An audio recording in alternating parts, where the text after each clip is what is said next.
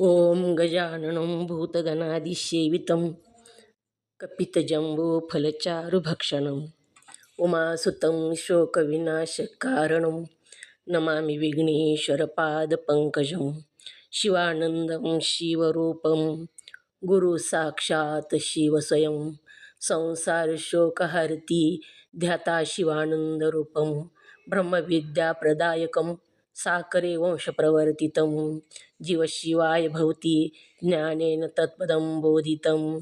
जय मंगलम जय नमः पार्वतीपते शिवहर महादेव। वंदे श्रीमद्रामं सद्गुरुमती शांती शीतया श्रेष्ठं कामादिराक्षसारी भोजरधो ततो बोध सेतुकरम्। ओम तत्सत् ब्रह्मणे नमः। संत शिरोमणी मन्मथ स्वामी महाराज की जय। सद्गुरु सिद्धारूढ स्वामींच्या चरणी वंदन करून श्रोत्रिय ब्रह्मनिष्ठ सद्गुरू शिवानंद स्वामी परभणीकर माझ्या हृदयामध्ये स्थापित करून सद्गुरू पंडित पितांबरजींना वंदन करून जगद्गुरू शंकराचार्यांना वंदन करून जगद्गुरू पंचाचार्यांना वंदन करून त्रिकाल वंदनीय गुरुमाऊली लिंगायक्य गुरु महालिंगेश्वर शिवाचार्य महाराज यांच्याही चरणी कोटी कोटी प्रणिपात करून श्रोत्रिय ब्रह्मनिष्ठ सद्गुरू महादेव कुंभार अप्पाजी यांच्याही चरणी अनंत कोटी प्रणिपात करून तुम्हा सर्व मुमुक्षी जनांच्या चरणी वंदन करून आपण पंचीकरण ग्रंथामध्ये प्रवेश होऊया। ओम नमः शिवाय। सर्वांच्या चरणी वंदन। ओम नमः शिवाय। ग्रंथाचं पान नंबर 68 काढा। आपण काल उपरोक्त कथेचा सिद्धांत बघितलेला आहे। मंदिराच्या घुमटाचा दृष्टांत आणि त्याच्या उपरोक्त कथेचा त्या सिद्धांत काल बघितला। त्याच्यातला काही भाग आपला राहिलेला आहे। तर आपण काल बघितलेला आहे श्रुती स्मृती शास्त्रारूप वहीत नोंद करून ठेवलेली आहे बघा आत्मधनाची। आत्मरूपी धन ही जी आहे देहरूपी घुमटामध्ये आत्मरूपी सच्चिदानंद सच्चित आनंद जो आत्मा आहे आत्मरूपी धन आहे ते कुठं आहे तर देहरूपी घुमटात आहे। हे द्रव्य देहरूपी घुमटामध्ये आहे आणि त्याची नोंद कुठं करून ठेवली तर श्रुती स्मृती शास्त्ररूपी वहीमध्ये करून ठेवलेली आहे। कोणत्या वहीमध्ये करून ठेवली तर श्रुती आणि स्मृती शास्त्ररूपी वहीमध्ये ती नोंद करून ठेवलेली आहे। असे जरी सर्व खरे आहे तरी पण ब्रह्मनिष्ठ सद्गुरूच्या द्वारे शास्त्राचे रहस्य समजून घेतल्याशिवाय आत्मस्वरूप धनाची प्राप्ती कदापि होणार नाही। कुठं ठेवली व नोंद करून जी देहरूपी घुमटामध्ये जे धन आहे त्याची नोंद कुठं करून ठेवलेली आहे कोणत्या वहीमध्ये त्याची नोंद करून ठेवलेली आहे। तुमच्या चरणाला वंदन। स्मृती शास्त्ररूपी वहीत नोंद करून ठेवलेली आहे। ओम नमः शिवाय। त्या शिकत आहे बोला। ओम नमः शिवाय। स्मृती आणि स्मृती शास्त्ररूपी वहीत नोंद करून ठेवलेली आहे। ओम नमः शिवाय। कशाची नोंद करून ठेवलेली आहे?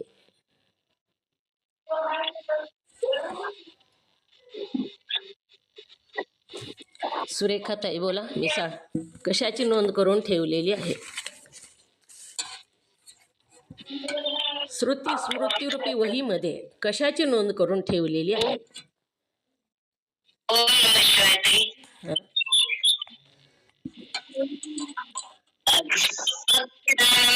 आत्मस्वरूप द्रव्ये त्याची नोंद वही करून ठेवली। स्मृती शास्त्र नोंद करून ठेवली आहे। ओम नमः शिवाय। ओम नमः शिवाय।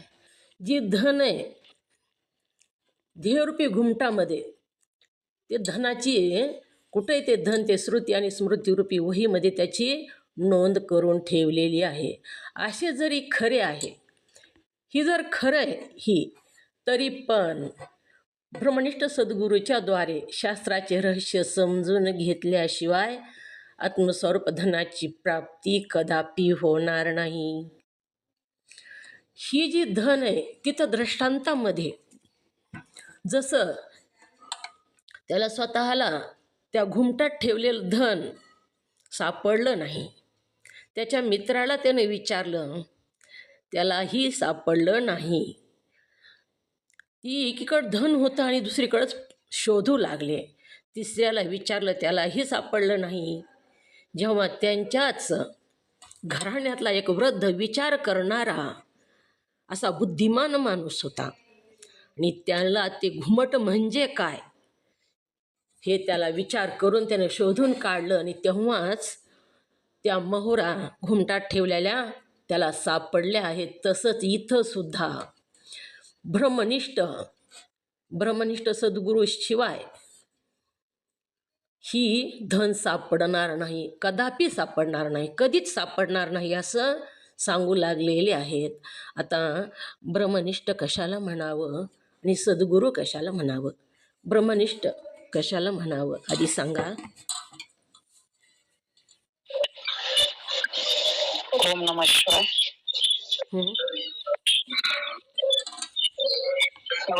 ब्रह्मनिष्ठ कोणाला म्हणावे? ज्याच्या ब्रह्मावर अत्यंत निष्ठा आहे त्याला ब्रह्मनिष्ठ असे म्हणावे. श्रोत्रिय सद्गुरू कोणाला म्हणावे? सत्य वस्तूचं जे ज्ञान करून देतात त्यांना सद्गुरू असे म्हणावे. आत्म्याचं ज्ञान करून देतात त्यांना सद्गुरू असे. श्रोत्रिय कोणाला म्हणावे? श्रोत्रिय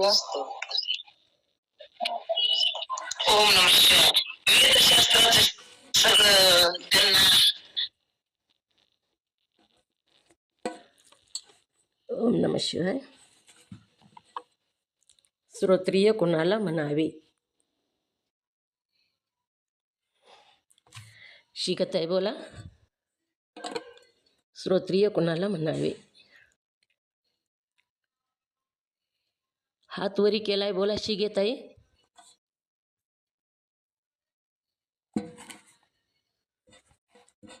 श्रुतीचा ज्याने अभ्यास करून त्याचं मध्ये काय ती गुह्य त्याच्यामधलं समजून घेतलेलं आहे त्यांना श्रोत्रिय असं म्हणावं. अनेक शास्त्राचं पठन केलेलं आहे, अनेक शास्त्राचा अभ्यास केलेला आहे, त्याला श्रोत्रिय असं म्हणावं. आता श्रोत्रिय ब्रह्मनिष्ठ अशा सद्गुरूच्या द्वारे शास्त्राचे रहस्य समजून घेतल्याशिवाय आत्मस्वरूप धनाची प्राप्ती कदापि होणार नाही, कधीच होणार नाही असं सांगतात. ब्रह्मदेवाचे पुत्र नारद मुनी ऋग्वेदादी 4 वेद, पुराणे, इतिहास इत्यादी सर्व विद्यात पारंगत होते बघा. तरी पण आपल्याला आत्मज्ञान झालेले नाही असे पाहून त्यांना फार वाईट वाटले. त्यांना 4 वेद जे होते ती सगळं त्यांना माहीत होतं, पारंगत होते. 4 वेदामधलं ज्ञान त्यांना माहीत होतं. 6 शास्त्र, 18 पुराण ह्याच्यामध्ये कोणकोणते विषय सांगितलेत, काय काय ज्ञान सांगितले, सगळं त्यांना पारंगत होते, सगळं त्यांना माहीत होतं. पण तरीसुद्धा त्यांना आत्मज्ञान झालेलं नाही असं पाहून त्यास फार वाईट वाटलं. ही सगळं माहीत होतं पण आत्मज्ञान झालेलं नव्हतं. आणि हे आपल्याला एवढे दिवस झालं, हे सगळं आपण बघितलं, हे शास्त्र वाचले, सगळे पुराण माहीत करून घेतले, पण आपण आत्मज्ञान कसं करून घेतलं नाही आणि आपल्याला आत्मज्ञान कसं झालं नाही म्हणून त्यांना वाईट वाटलेलं आहे. आणि वाईट वाटलं म्हणून त्यामुळे ते सनत कुमार सद्गुरू शरण गेले. ही सनत कुमार कोण होते? तर सनत कुमार जी होते ते ब्रह्मदेवाचे पुत्र होते बघा. मानस पुत्र होते ब्रह्मदेवाचे सनत कुमार जे होते ते. हे विष्णूचे अवतार होते, प्रत्यक्ष विष्णूचे अवतार होते. हे 4 जण, 4ही विष्णूचे अवतार, सनक, सनंदन, सनातन आणि सनत कुमार. ह्यांना ब्रह्मदेवानं जन्माला घातलं. मानस पुत्र होते ब्रह्मदेवाचे. आणि ब्रह्मदेवाने ह्यांना सांगितलं, तुम्हाला मी सृष्टीची निर्मिती करण्यासाठी किंवा जन्म वंश पुरी चलवण्यासाठी जन्माला घातलेला आहे. सृष्टीची निर्मिती करण्यासाठी, मानवाला जन्म देण्यासाठी तुम्हाला जन्माला घातलेला आहे. तेव्हा ह्या चारही ऋषींनी, सनत कुमारांनी नकार दिला. जेव्हा नकार दिला तेव्हा ब्रह्मदेवाला राग आला, क्रोध आला. माझे मुलं माझी आज्ञा. ओम नमः शिवाय. नाही, मी सांगायले सनत कुमार. सनत कुमार कोण होते? मग घ्या ना, नाव घ्या लिहून. घ्यायचं तर सनक. म्यूट करा ताई. सनक, सनंदन, सनंदन. पहिलं सनक, दुसरं सनंदन. पहिलं सनक, दुसरं सनंदन, तिसरं सनातन. सनातन.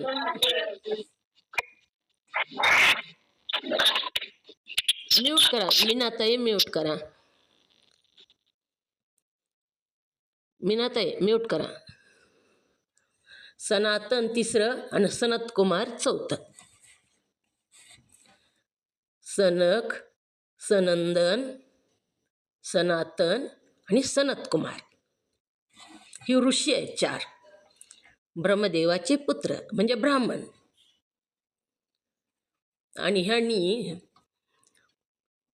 आम्ही मनुष्याची निर्मिती करणार नाही किंवा सृष्टीची निर्मिती करणार नाही, आम्ही ब्रह्मचर्याचं पालन करणार असं आपल्या पित्याला म्हणजे ब्रह्मदेवाला सांगितलं.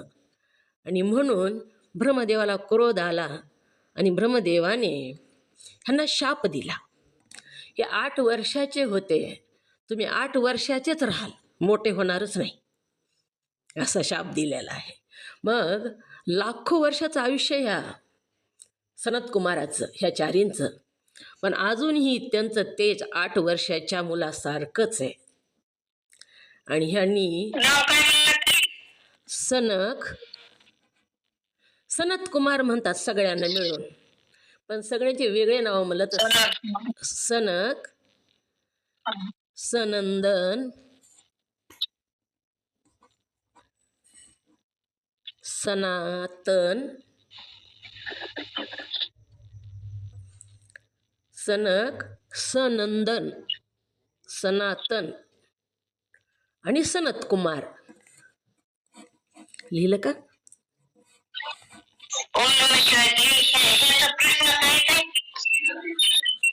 इथं ग्रंथामध्ये त्याचा संदर्भ आलेला आहे. नारद मुनी सनत कुमारांना शरण गेले. मग सनत कुमार कोण आहेत ह्याचं विश्लेषण मी तुम्हाला सांगत आहे. जी सनत कुमार गुरु होते, नारद मुनीचे गुरु.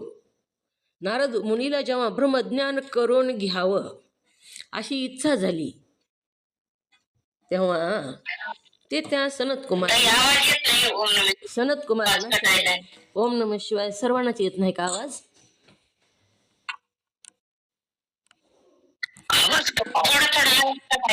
आवाज कटायला आहे. चांगला यायलाय का?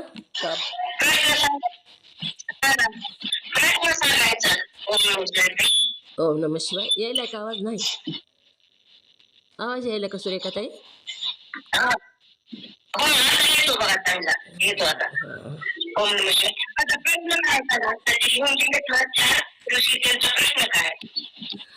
ही सनत कुमाराचे नाव आहेत 4. ही ऋषी 4 ऋषींचे नाव आहेत ज्यांना नारद मुनी शरण गेले होते. नारद मुनीच्या गुरुचे म्हणा समजा. नारद मुनी ज्यांना शरण गेले आणि ज्यांनी ब्रह्मज्ञान नारद मुनींनी ह्यांच्याकडून करून घेतलं त्यांचे नाव आहेत ही. सनक, सनंदन, सनातन आणि सनतकुमार ही विष्णूचे अवतार होते. लिहिलं का दीपाताई, लिहिलं का? हो हो ओम सांगा बरं काय लिहिलं ते. ओम नमः शिवाय. हं?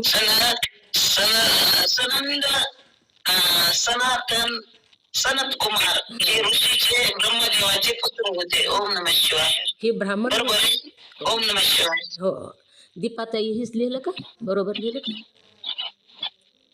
ओम नमः शिवाय. हं. सनत कुमार, सनंदन, सनातन आणि सनत कुमार. 4च आहेत, 5 नाही. सनतकुमार तुम्ही 2 वेळेस लिहिलं. हो ना, सनत कुमार 1, सनंदन 2, सनातन 3, सनत कुमार 4. हां. तर ही ब्रह्मदेवाचे 4 पुत्र होते. हे ह्यांना सृष्टी निर्मितीसाठी जन्माला घातलं असं ब्रह्मदेवानी सांगितलं. पण ह्यांनी सांगितलं आम्ही सृष्टी निर्माण करणार नाहीत. तेव्हा आपलेच पिता ब्रह्मदेव ह्यांनी ह्यांना शाप दिला, तुम्ही मोठे होणारच नाहीत. म्हणून लाखो वर्षाचं आयुष्य आहे बघा ह्यांचं, तरीसुद्धा ते 8 वर्षाचेच आहेत अजून. म्हणजे त्यांचं शरीर 8 वर्षासारखंच आहे, गुटगुटीत सुंदर लहान बालकासारखं तेज आहे त्यांच्यावर.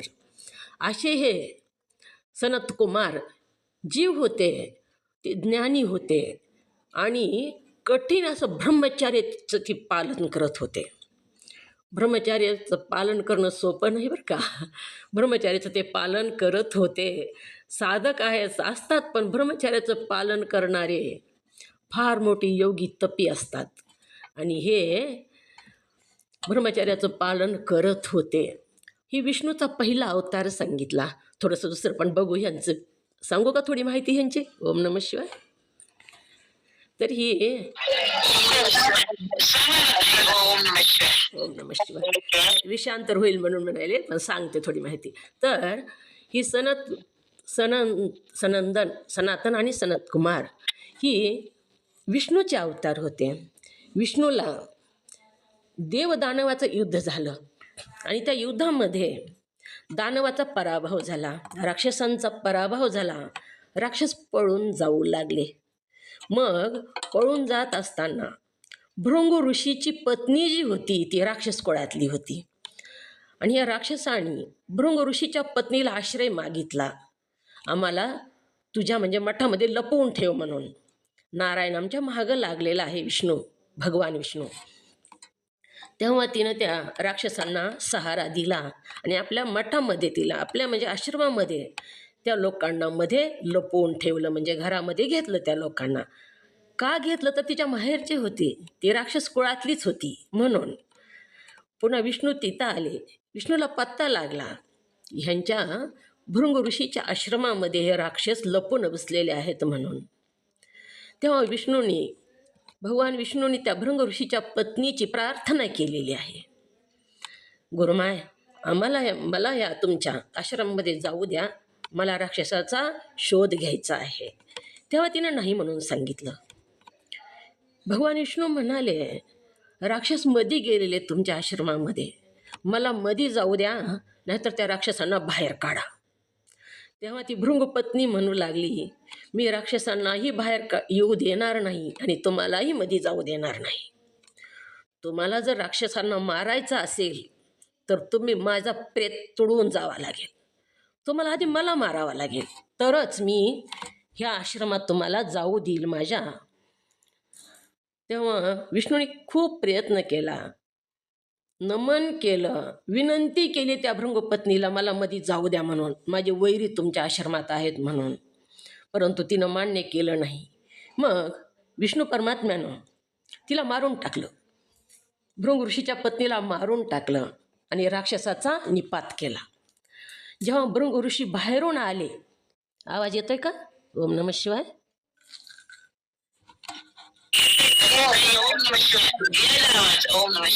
भृंग ऋषी जेव्हा बाहेरून आले तेव्हा आपल्या पत्नीचं प्रेत बघितलं त्यांनी आणि शोध घेतला कोणी मारलं म्हणून.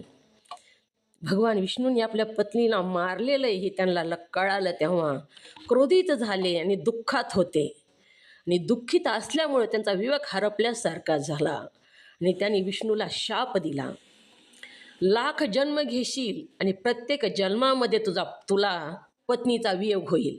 मला जसा माझ्या पत्नीचा वियोग झाला आणि जे मला दुःख झालं ते दुःख तुला लाख जन्मामध्ये होईल. एवढा भयानक शाप दिला. हे शाप कानी पडल्याबरोबर भगवान विष्णू थरथरा कापू लागले आणि महादेवाला प्रचारण केला. महादेवाला हाक मारलेली आहे, टहो फोडला महादेवाच्या नावानं. आजच्या काळात म्हणायचं तर फोन केला, तात्काळ बोलवून घेतलं महादेवाला आणि सांगितलं, देवा बघा हा काय शाप दिलाय मला म्हणून. भृंग ऋषी जी होते ते शिवभक्त होते. शिव प्रगट झाल्याबरोबर भृंग ऋषीचा जो क्रोध होता तो शांत झाला आणि देवाचे पाय धरले भृंग ऋषींनी. तेव्हा महादेवानं भृंग ऋषीला सांगितलं, काय बोललास तो, काय शाप दिलास आणि कुणाला दिलास हे तुला भान आहे का? एवढा भयानक शाप तू नारायणाला दिलास, विष्णूला दिलास. तेव्हा भृंग ऋषी शुद्धीवर आले आणि चुकलं म्हणू लागले. परंतु भृंग ऋषी म्हणू लागले, देवा आता मुखातून गेलेला शब्द तर परत घेता येत नाही, तर मी काय करू? तेव्हा शिवानी सांगितलं, शब्द गेलेला परत घेता येत नाही पण प्रखरता कमी करता येते. लाख जन्म, मग त्यावेळेस भृंग ऋषींनी सांगितलं, लाख जन्म नाही तर फक्त 10 जन्म विष्णूला घ्यावा लागतील आणि एकाच जन्मामध्ये पत्नीचा वियोग होईल. मुखातून गेलेला शब्द परत तर घेता येत नाही आणि घेता येत नाही बघा. म्हणूनच काय करावं तर बोलून पुन्हा पश्चाताप करण्यापेक्षा, बोलून विचार करण्यापेक्षा विचार करून बोलावं. आधी विचार करावं पुन्हा बोलावं. का तर शब्द सुटलेला परत येत नाही. 3 गोष्टी परत येतच नाहीत. मुखातून गेलेला शब्द परत घेता येत नाही, भातेतून सुटलेला बाणही परत घेता येत नाही आणि देहातून गेलेला प्राण परत येत नाही. मग शब्द तर सुटलेला होता आणि ती प्रखरता कमी केली. शिव परमात्म्याचं पुन्हा दर्शन घेतलं म्हणून विष्णूला 10 जन्म घ्यावा लागले आणि त्या 10 जन्मामधला पहिला जन्म सनंदन, सनातन आणि सनत कुमार हा जन्म आहे. विषांतर झालं थोडं, परंतु तिथं संदर्भ आला म्हणून सांगण्यात आलं. तर हे पहिला जन्म झालेला आहे त्यांचा आणि 10 जन्म झाले, पण 10 जन्मामध्ये फक्त राम अवतारामध्येच पत्नीचा वियोग झाला, दुसऱ्या कोणत्याच अवतारामध्ये झालेला नाही. अशा प्रकारे हे सनत कुमाराची कथा आहे. तर अशा या सनत कुमारांना नारद मुनी शरण गेले आणि गुरु करून घेतलं आणि त्यांच्याकडूनच सनत कुमार सद्गुरूंना शरण गेले आणि त्यांच्या उपदेशाने अतिशय सुस्वरूपपूर्ण अशा आत्म्याचे अपरोक्ष ज्ञान प्रत्यक्ष करून घेतले. शरण जाऊन काय केलं, सुखरूप अशा पूर्ण असणाऱ्या आत्म्याचे अपरोक्ष ज्ञान म्हणजेच प्रत्यक्ष करून घेतले. आता अपरोक्ष ज्ञान म्हणजे काय? ओम नमः शिवाय. ओम नमः शिवाय. ताई सांगू? ओम हात ओम नमः शिवाय. ओम नमः शिवाय बोला, पण हात वरी करायचं शिका. बोला. सच्चित आनंद रूप ब्रह्म मीच आहे असा मनाचा दृढ निश्चय करणे म्हणजेच अपरोक्ष ज्ञान. अपरोक्ष ज्ञान म्हणजे काय? सच्चित आनंद ब्रह्म मीच आहे याला परोक्ष ज्ञान असे म्हणावे. उदाहरणात साखर गोड आहे, नुसती आहे पण खाऊन बघितलेली नाही. ओम नमः शिवाय. कळालं का दीपाताई? परोक्ष ज्ञान कशाला म्हणावे? ओम नमः शिवाय बोला. महाजन ताई बोला, परोक्ष ज्ञान कशाला म्हणावे? ओम नमः शिवाय. परोक्ष ज्ञान सच्चित आनंद ब्रह्म आहे. आणि अपरोक्ष ज्ञान? अपरोक्ष ज्ञान कशाला म्हणावं? सच्चित आनंद मीच आहे. अपरोक्ष ज्ञान सच्चित आनंद मीच आहे. सच्चित आनंद रूप त्याला परत अपरोक्ष सच्चित आनंद रूप ब्रह्म मीच आहे असा मनाचा निश्चय किंवा अनुभव घेणं ह्याला दृष्टांत कोणता दिला? दृष्टांत कोणता आहे? नंदा काकी सांगा. नाही आठवत. म्यूट करा ताई. नंदा काकी बोला, दृष्टांत कोणता दिला ह्याला? ओम नमः शिवाय. त्याला दृष्टांत साखरेचा दिला. साखर गोड आहे दुसऱ्याने सांगणे हं. परोक्ष ज्ञान, आणि स्वतः खाऊन अनुभव घेऊन सांगणे साखर गोड आहे ते अपरोक्ष ज्ञान. अपरोक्ष ज्ञान.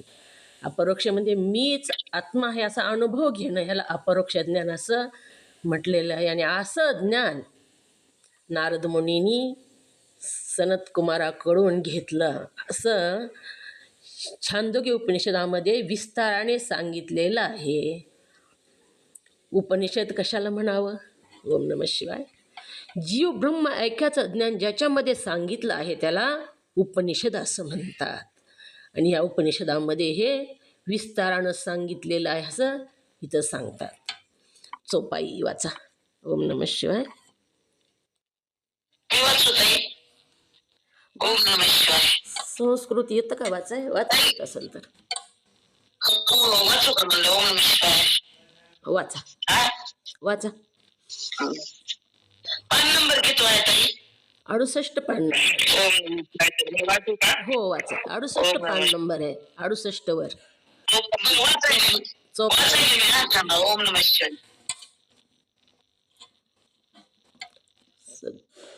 चोप आहे. ओम नमः शिवाय. ताईच्या चरणाला साष्टांग नमस्कार. सर्व साधकांना नमस्कार. चोप आहे. सद्गुरु मुखे समझिले जो तो ब्रह्म जो. ओम नमः शिवाय. ओम नमः शिवाय. ब्रह्मनिष्ठ सद्गुरूच्या ओम नमः शिवाय ताई थांबा थोडं ताई. म्यूट करा ताई थांबा. ओम नमः शिवाय म्यूट करा. ओम नमः शिवाय. मीनाताई वाचा मीनाताई. ओम नमः शिवाय. वंदन. सद्गुरु मुखे समझिले जो तो ब्रह्मसुख पामे आजो. पुढचं वाचू ताई. हो वाचा. ब्रह्मनिष्ठ सद्गुरूच्या उपदेशा वाचून केवळ आपल्या बुद्धीने व विचाराने आत्म्याचा साक्षात अपरोक्ष शोध होऊ शकत नाही. अपरोक्ष. यासाठी अपरोक्ष. अपरोक्ष नाही. यासाठी तशा सद्गुरूला चरण जाऊन त्याने केलेला ब्रह्मज्ञानाचा उपदेश मुमुक्षुने आपले मन निश्चल करून सदा सर्वदा हृदयात धरावा. असे जे पूर्वी सांगितले आहे त्याचे निरूपण पुढे केले आहे. ओम नमः शिवाय. ओम नमः शिवाय ताई. वंदन. ओम नमः शिवाय. पुढे सांगितलेले आहे चोपाईमध्ये, तर त्याचा अर्थ ब्रह्मनिष्ठ सद्गुरूच्या उपदेशा वाचून केवळ आपल्या बुद्धीने आणि विचाराने आत्म्याचा साक्षात अपरोक्ष शोध होऊ शकत नाही. सद्गुरूशिवाय बोध होऊ शकत नाही. मी काल सांगितलं बघा, आपल्याला आत्मज्ञान प्राप्त करून घेता येतं का? कालचा प्रश्न आहे, सांगा. आपल्याला आत्मज्ञान प्राप्त करून घेता येतं का? बोला, हात वरी करा, नाही तर बोला. येतं का आत्मज्ञान करून घेता नंदा काकी? ओम नमः शिवाय. आपल्याला आत्मज्ञान प्राप्त करून घेता येत नाही गुरुनी सांगितल्याशिवाय. आपल्याला आत्मज्ञान करून घेता येतं का ह्या प्रश्नाचं उत्तर होय असे. आपल्याला आत्मज्ञान करून घेता येतं, परंतु मलाच आत्मज्ञान करून घेता येत नाही, आपल्यालाच घेता येत नाही, कारण सद्गुरूचं सहाय्य लागतं. आपल्याला सुद्धा करण्याची तितकी तीव्रता इच्छा पाहिजे, आणि सद्गुरूचं सुद्धा सहाय्य लागतं किंवा सद्गुरूच्या हाताला धरूनच आत्मज्ञानाकडे जावं लागतं. आपल्याला जाणं शक्य नाही. मोठी यात्रा भरली बघा, आणि त्या यात्रेमध्ये लहान मुलाला मार्ग शोधणं शक्य जितकं अवघड आहे, तितकंच अवघड स्वतंत्र आपल्याला आत्मज्ञान करून घेणं अवघड आहे. म्हणून ज्याप्रमाणे त्या यात्रेमध्ये आईचा हात धरून तो मूल योग्य ठिकाणी पोहोचतं, तसंच सद्गुरूचा हात धरून आपल्याला तिथपर्यंत जाता येतं. सद्गुरूच्या उपदेशा वाचून केवळ आपल्याच बुद्धीने, काय सांगितलं, सद्गुरूशिवाय आपल्या बुद्धीने ह्या जगामध्ये किती मोठी यात्रा भरलेली, ह्याच्यामध्ये आपल्या बुद्धीने व विचाराने आत्म्याचा साक्षात अपरोक्ष शोध होऊ शकत नाही. अपरोक्ष म्हणजे अनुभव येऊ शकत नाही, आत्म्याचा शोध होऊ शकत नाही म्हणून सांगितलं. आता आत्म्याला शोधाय जायचंय, मग आत्मा कुठे हो? कुठं शोधाय जायचं आत्म्याला? आत्म्याचा शोध होऊ शकत नाही असं सांगितलं. कुठं शोधावा लागेल आत्मा, तेव्हा आपल्याला सापडेल. ओम नमः शिवाय. आत्मा आपल्या कोणती सद्गुरू कोण शोधा. अजून एकदा सांग, अजून एकदा बोल, आवाज आला नाही नीट.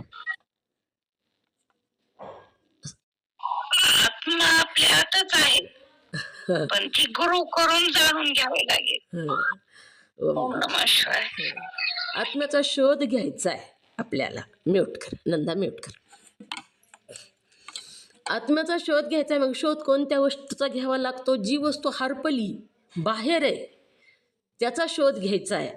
पण जी वस्तू घरातच आहे आपल्या, आणि त्याचा जर शोध घ्यायचा असेल तर काय करावं लागेल? फक्त तिथं प्रकाश आणावा लागेल. बघा, ती वस्तू तिथंच आहे घरात. का दिसत नाही? तर अंधकार आहे म्हणून दिसत नाही. फक्त तिथं प्रकाश आणल्याबरोबर ती वस्तू दिसते. गुहेच्या अंधाराचा दृष्टांत आपण बघितलेला सुद्धा आहे. वस्तू तिथंच आहे. या रूममध्येच वस्तू ठेवलेली आहे. खुर्ची आहे बघा, आपल्याला शोधायची, त्या रूममध्येच आहे, आपल्याला सापडत नाही. तर तिथं काय करावं लागेल? तर प्रकाश आणावा लागेल, सद्गुरू. आणि ती प्रकाश कोण आणून देतात? तर सद्गुरू. शोध होऊ शकत नाही. यासाठी तशा सद्गुरूला शरण जाऊन त्याने केलेल्या ब्रह्मज्ञानाचा उपदेश मुमुक्षूने आपले मन निश्चल करून सदा सर्वदा हृदयात धरावा.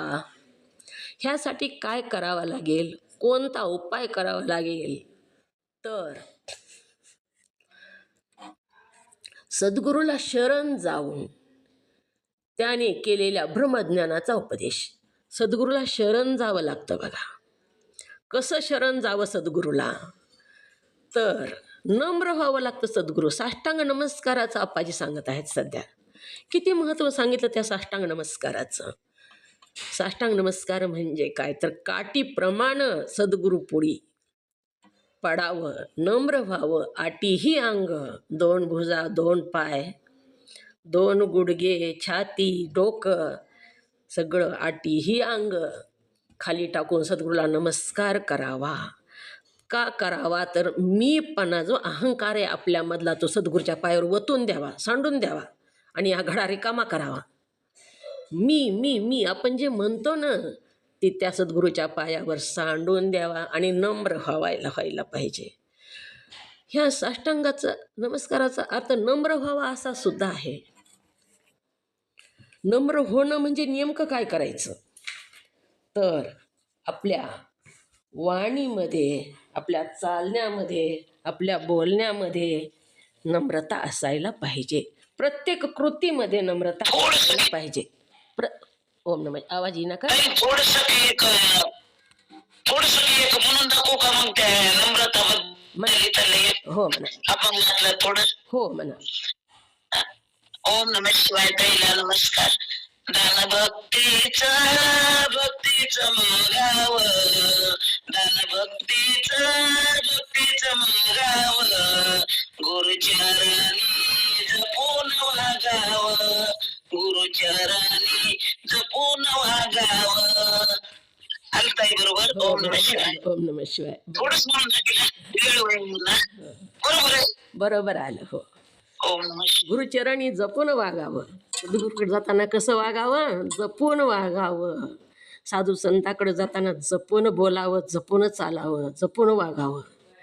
शब्दसुद्धा कसे बोलावे साधू संतांनी सगळं शिकवले बघा आपल्याला. फक्त ते आपल्याला कळायला पाहिजे. साच आणि मवाळ, मिथुले आणि रसाळ, शब्द जैसे कल्लोळ अमृताचे. कसे शब्द बोलावे? आपण शब्दाचे 3 प्रकार बघितले. सात्विक शब्द, राजस शब्द आणि तामस शब्द. एकच शब्द आहे, पण तोच शब्द मोठ्याने बोलला तर तो राजस होतो बघा. राजस तामसकडे जातो. आता शेजारी लोक काही बसले आणि बोलू लागले आणि थोड्या वेळानं शेजारी आली म्हणू लागली, खूप मोठे मोठ्यानं बोलत होते काय, भांडणं लागले होते का काय? आता तेच शब्द आहेत, पण तेच शब्द कसे वापरायचे ते साधू संतांनी कसं सांगितलं बघा. किती सुंदर सांगितलं ज्ञानेश्वर महाराजांनी. साच आणि मवाळ, मिथुले आणि रसाळ, शब्द जैसे कल्लोळ अमृताचे. साच म्हणजे खरं बोलावं, मवाळ म्हणजे प्रेमानं बोलावं, सौम्य बोलावं. आवाजसुद्धा आवाजामध्येच असतं बघा सगळं. प्रेमाने, मिथुले थोडक्यात बोलावं, पल्लाळावून बोलू नये असं सांगितलं ह्याच्यामध्ये. आणि अमृतासारखं, साखरेसारखं सात्विक बोलावं. सात्विक म्हणजे खरं बोलावं, खोटं बोलू नये. अशा प्रकारे इथं सद्गुरूला शरण जायचं आहे आपल्याला. आणि शरण गेल्यावरच आपल्याला त्याची प्राप्ती होणार आहे. शास्त्र सगळं शिकवतं बघा. आई जेवढं शिकवते ना तेवढं शास्त्र शिकवतं, सगळं शिकवतं. आता आपल्याच पाठामध्ये कोणाच्या मनाला लावून घेऊ नये, परंतु बोलण्याची पद्धत असते बघा. कसं बोलावं गुरुनंच ती शिकवावंच लागतं. जर कळतं, मनानं कळालं तर कळू द्या, पण नाही कळालं तर माझं सांगणं त्याचं कामच आहे. आपण बोलतो. आता प्रश्नाचं उत्तर दिलं, मीनाताईंनी प्रश्नाचं उत्तर दिलं आणि देतातच नेहमी. त्यांचं बोलणंच तसं आहे बघा. त्यांचं बोलणं कसं आहे मी सांगते. प्रश्नाचं उत्तर दिलं, ताई माझा आवाज आला का असं म्हणणं. मी आला म्हणलं तर मग माझं बरोबर आलं का ही विचारणं. मग हेच शब्द माझं ऐकू आलं नाही का, हे शब्द माझं ऐकू आलं नाही का, आलं की ऐकू, मग माझं काय चुकलं का? म्हणजे हेच शब्द आहेत, परंतु कसे बोलायचे हे कळायला पाहिजे. ताई माझा आवाज आला का, माझं बरोबर आलं का, माझं आवाज आला नाही का, माझं ऐकू आलं नाही का, काय माझं काय चुकलं का? शब्द तर तेच आहेत, काहीच नाही. परंतु मिथुले आणि रसाळ शब्द जसे कल्लोळ अमृताचे. सगळ्या चालण्यामध्ये, बोलण्यामध्ये, सद्गुरूकडे जाताना सगळ्यामध्येच नम्रता असायला पाहिजे. साधी जमिनीवर पडलेली एक वस्तू तुम्हाला घ्यायची आहे, 2 रुपये घ्यायचे तर तुम्हाला वाकावं लागतं, नम्र व्हावं लागतं, तेव्हा ते प्राप्त होतं. आपण तर कोणतं ज्ञान घेतो आहोत? मोक्षाचं ज्ञान घेत आहोत. आपल्या सर्वांच्याच अंगी माझ्या सगट बरं का, मी सुद्धा तुमच्यातलीच एक. आपण पण सगळ्यामध्येच नम्रता आली पाहिजे, बोलण्याचं भान राहिलं पाहिजे, वागण्याचं भान राहिलं पाहिजे. आपण या शास्त्रामध्ये प्रवेश केलेला आहे. तर यासाठी ब्रह्मज्ञानाचा उपदेश मुमुक्षूने आपले मन निश्चल करून सदा सर्वदा हृदयात धरावा. काय करावं? तर ब्रह्मज्ञानाचा उपदेश जे सद्गुरू करतात ते मुमुक्षू कोणाला म्हणावं?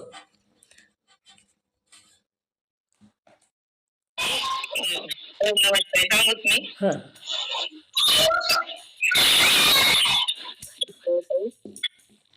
संसार बंधनातून ओम नमः शिवाय ताई तुमच्या चरणाला वंदन. संसार बंधनापासून मुक्त होण्याची जी तीव्र इच्छा असते त्याला मुमुक्ष म्हणावे. ओम नमः शिवाय ताई तुमच्या चरणाला वंदन. ओम नमः शिवाय. संसार बंधनातून मुक्त होण्याची जी तीव्र इच्छा त्याला मुमुक्षी असं म्हणा. म्यूट करत आहे म्हणावं. मग ब्रह्मज्ञानाचा उपदेश मुमुक्षूने आपले मन निश्चल करून सदा सर्वदा हृदयात धरावा. गुरुनी जी सांगितलं ती मन निश्चल करणं म्हणजे संकल्प विकल्प रहित मन करायचे. आणि जे गुरु सांगतात ते सगळं लक्ष लावून ऐकायचे. जी आपल्या प्रपंचातलं जी भानगडी ती सगळ्या बाजूला ठेवायच्या. जे प्रपंचातलं सुख दुःख आहे ते सगळं बाजूला ठेवायचं आणि ऐकत असताना मन शांत करून ऐकायचं. प्रपंचातलं जर अंतःकरणात घेतलं तर प्रपंचातलं कधीच संपत नाही बघा. म्हणून प्रपंच करत असताना सुद्धा मन निश्चिल करावं. हा माझा नाही असं समजायचं आहे ना. आणि तेव्हाच मन निश्चिल होतं, एकाग्र होतं. करून सदा सर्वदा हृदयात धरावा. जो सद्गुरूंनी उपदेश केलेला आहे, काय काय सांगितलं त्या सद्गुरूंनी, ते सदा सर्वदा अंतःकरणामध्ये धरावा, हृदयामध्ये तो उपदेश धरावा. असे जे पूर्वी सांगितले आहेत त्याचेच निरूपण पुढे केलेले आहे. असं पूर्वी सांगितलेलं आहे आणि त्याचंच निरूपण पुढे दोह्यामध्ये केलेलं आहे. वाचा दोहा. ओम नमः शिवाय. ओम नमः शिवाय. ओम नमः शिवाय. गुरु मंत्र. मन निश्चल करी धारणा धरी, सर्वन मनना निधिध्यासन करी, तो साक्षात्कार तुम पोते भाई, यमाम संदेह रहे न कोई, रहे न काही. टीका. मुमुक्षु पुरुषाने समुपदेश करील तोच आपला सद्गुरु असे समजून त्याचा उपदेश आपले मन निश्चल स्थिर करून ध्यानात वागवावा. आता मन स्थिर करण्यासंबंधाने तुला एक दृष्टांत सांगतो, तो ऐक. ओम नमः शिवाय. ताई तुमच्या चरणाला वंदन. ओम नमः शिवाय. तर मुमुक्षु पुरुषाने सदुपदेश करील तोच गुरु कुणाला म्हणावं. आता सारखं सांगतात बघा, सद्गुरूचं ऐकावं, सद्गुरूचं ऐकावं. आता कुणाला म्हणावं, सद्गुरू तरी कुणाला म्हणावं. तर इथं सांगितलं गुरु कुणाला म्हणावं. मुमुक्षु पुरुषाने, ज्याला मोक्षाची तीव्र इच्छा आहे. तीव्र इच्छा म्हणजे तीव्र इच्छा कशाला म्हणावं. बोला, जास्त गोंधळ व्हायला बोलू नका म्हणलं म्हणून कुणीच बोलू नका असं नाही. बोला, हात वरी करा, बोला. फक्त सगळे एकदाच बोलू नका. सगळेच एकदा बोलले तर खरं वाजते. एक एक जण बोला, हात वरी करायचं शिकून घ्या, म्हणजे गोंधळ होत नाही. मुमुक्षु पुरुषाने सदुपदेश करील तो आपला सद्गुरू असं म्हणावं. त्याने उपदेश आपले मन निश्चिल करून ध्यानात वागवावं. त्यात मन स्थिर करण्यासंबंधाने तुला एक दृष्टांत सांगतो, ते ऐक असं म्हटलेलं आहे. आता मुमुक्षु संसार बंधनापासून मुक्त होण्याची जी तीव्र इच्छा, त्याला मुमुक्षु असं म्हणावं.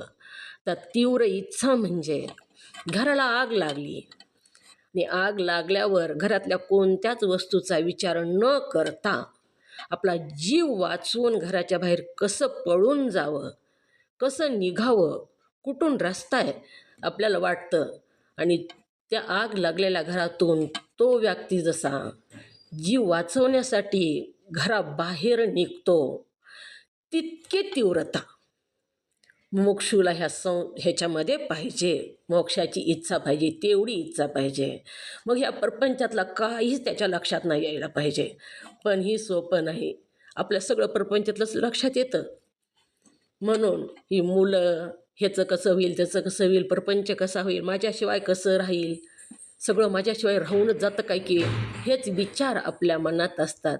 हे सगळे विचार बाजूला सारून ही मनुष्य जन्म मिळालेला आहे बघा. आपण बघितला दृष्टांत कोट्याच्या भिंतीचा, एकच दरवाजा, एवढाच हा मनुष्य जन्म. इथून जर आपण बाहेर नाही निष्ठलो, नाही निघालो, तर पुन्हा ती 84 लक्षीचा कोट आपल्या भाग्याला आहे, नशिबात आहे. पुन्हा मात्र बाहेर निघण्याचा उपाय नाही. अभी नाही तो कभी नाही. आत्ताच मग काय. साधू संत सांगतात, हाच जन्म अंशूट ठेवा. अंशूट म्हणजे त्याला दुसरा कशाचा स्पर्श होऊ देऊ नका. फक्त परमार्थच करा ह्या जन्मामध्ये. विवेक बुद्धी दिलेली, वरदान दिले ईश्वरानं, बोलण्यासाठी वाचा दिली, सगळं काही दिलेलं आहे. म्हणून ह्या जन्मामध्ये सार्थक करून घेता येतं. त्या वाणीनं नामस्मरण करून त्या प्रभावानं विरक्ती येऊन आपल्याला सद्गुरू भेटतात आणि सद्गुरूच्या उपदेशानं आपल्याला इथून मुक्त होऊन जाता येतं. परंतु सद्गुरूचा उपदेश कसा ऐकायला पाहिजे? कसा ऐका सद्गुरू असे सुंदर उपदेश? मन निश्चल आणि स्थिर करून ध्यानात धरावा.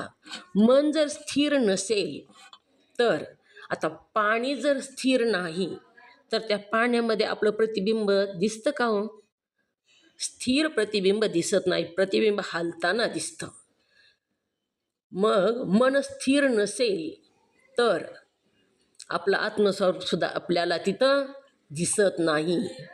म्हणून मन निश्चल करा म्हणून सांगितलं, स्थिर करा आणि ध्यानात धरा. सद्गुरू काय सांगतात हे ध्यानात धरून त्यांचा उपदेश वागवा. काय सांगितलं?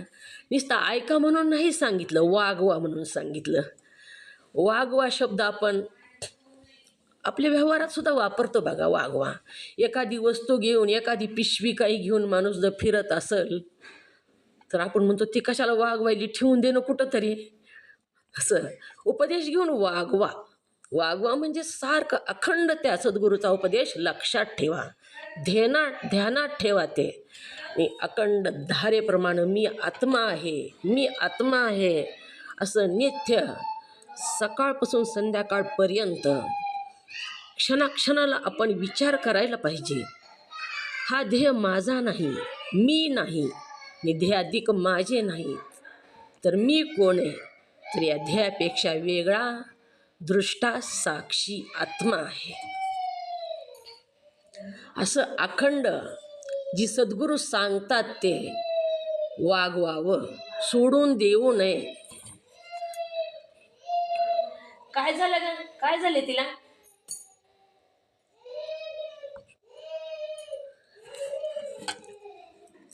मन निश्चल करून ध्यानात वागवावा. मन स्थिर करण्यासंबंधाने तुला एक दृष्टांत सांगतो असं म्हणतात. मन कसं स्थिर करावं इतकं छान ह्या ग्रंथामध्ये सांगितलं बघा. आपल्याला लक्षात येण्यासारखं, कळण्यासारखे दृष्टांत ह्याच्यात दिलेले आहेत.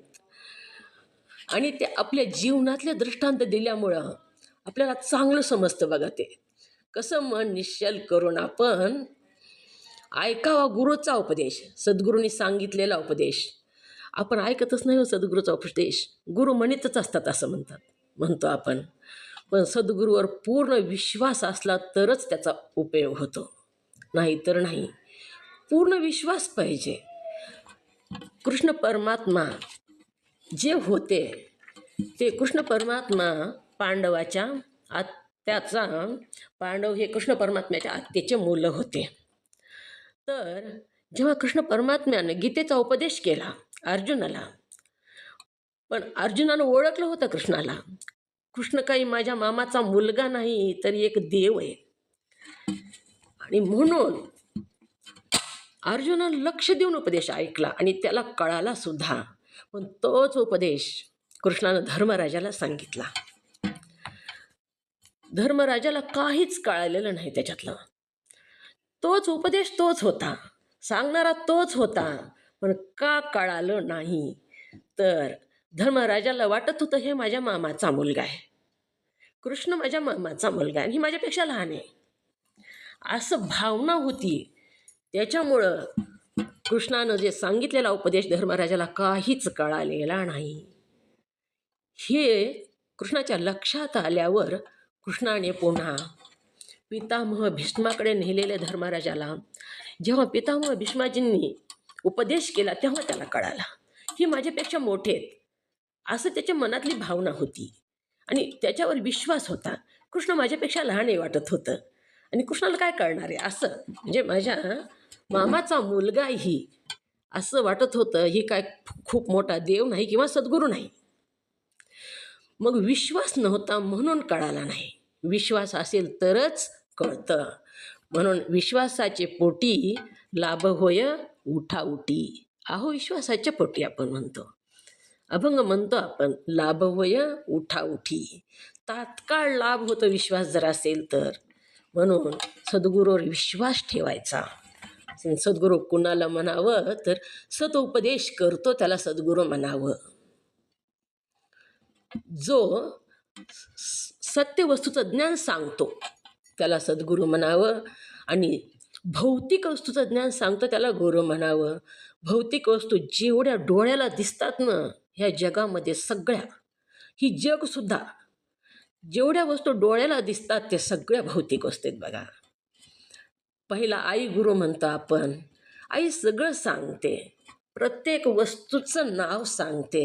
ह्याला झाड म्हणावं, ह्याला ताट म्हणावं, ह्याला ग्लास म्हणावा, ह्याला चमचा म्हणावा, ह्याला ज्वारी म्हणावी, काय काय जेवढं आहे तेवढं सांगते आई. ह्या सगळ्या भौतिक वस्तू आहेत. या भौतिक वस्तूचं ज्ञान जे करून देतात, अनेक गुरु असतात हे सुद्धा. ह्या जगातल्या सगळ्या वस्तू आपल्याला माहीत नसतात. पहिलीच्या वर्गात शिकवणारे वेगळे गुरु, दुसरीच्या वर्गातलं ज्ञान देणारे वेगळे गुरु, तिसरीच्या वर्गात गेल्यानंतर वेगळे गुरु, कॉलेजला गेल्यानंतर वेगळे गुरु. हे सगळे भौतिक वस्तूचं ज्ञान देणारे गुरु आहेत. आणि एकच असा सद्गुरू आहे की जो आत्मज्ञान देतो, जो सत्य वस्तूचं ज्ञान देतो. जी सत्य वस्तू याने जशी आहे तशीच आहे. कितीही काळ गेला, लाखो वर्ष गेले तरी ती वस्तू तशीच आहे. पुढे करोडो वर्ष गेले तरी ती वस्तू तशीच राहणार आहे. भूतकाळात, वर्तमान काळात आणि भविष्यकाळात जशाच तशीच आहे. काहीच बदल नाही तिच्यामध्ये. अशी जी सत्य वस्तू आहे तिने काळात जशी आहे तशीच आहे. त्या वस्तूचं म्हणजे आत्मवस्तूचं ज्ञान करून देतात त्यांनाच सद्गुरू असं म्हणावं. आता गुरुचा उपदेश एकाग्रचित्ताने ध्यानात धरण्यासंबंधाचे 4 दृष्टांत दिलेले आहेत. ही 4ही दृष्टांत आपण उद्याच्या भागात बघू. आजचा वेळ आपला झालेला आहे.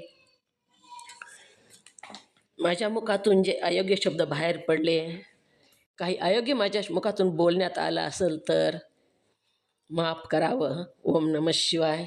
झालेली सेवा सद्गुरूच्या चरणी समर्पित, तुम्हा सर्व साधू संतांच्या चरणी समर्पित करून, योग्य बोल बाहेर पडले ते सद्गुरुनाथाचे, अयोग्य पडले ते माझ्या वाणीचा दोष. तो झालेली सेवा सद्गुरूंच्या चरणी समर्पित. ओम नमः शिवाय.